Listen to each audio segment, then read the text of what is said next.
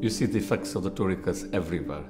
We find ourselves as councillors trying to plug so many of the gaps that these cuts leave us. And we've seen the impact on welfare reform changes, the impact of changes around the homelessness and housing legislation. Clearly, people can't get homes, people are out of work, terms and conditions are being eroded by private developers and businesses. We're starting to see the whole fabric of society break up. We're having to make really hard decisions. The public sector pay freeze, and this affects GMB members. There are many police stations that the Mayor of London is considering closing down to find the necessary savings because of the cuts that the government is inflicting upon Londoners. Our constituencies are suffering because many of them are actually employed by local authorities or public sectors. You know, they're suffering in terms of what they're getting in their local area, and they're suffering in terms of their employment and what they're actually being paid in real terms. We wish we could spend more on people who worked all their lives and to whom we now have a duty to look after.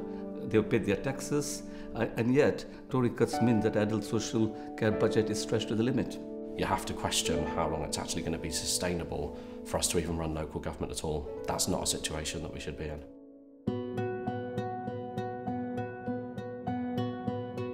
But we're determined, my fellow colleagues in the GMB, to be able to tackle this and come up with innovative solutions to protect workers' rights and also services for local people. We should never forget that it was the trade union movement that founded the Labour Party.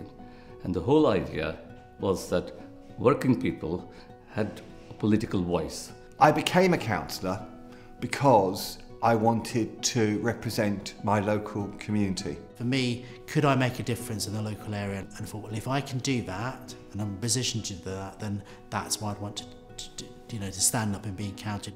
I felt that my experience as a branch chair for the GMB and just a GMB member and a local activist meant that I had some skills that I could bring to bear on being a councillor. One of the biggest values of being a member of GMB is the fact that you've got a great, strong Labour family that works with you to defend local residents and stand up for their rights. Numbers give you strength, and that is the whole purpose of being in a union. So I have the GMB behind me, which is quite a powerful thing to have as a councillor. I'm not just really standing alone, I'm standing with the force of the GMB behind me.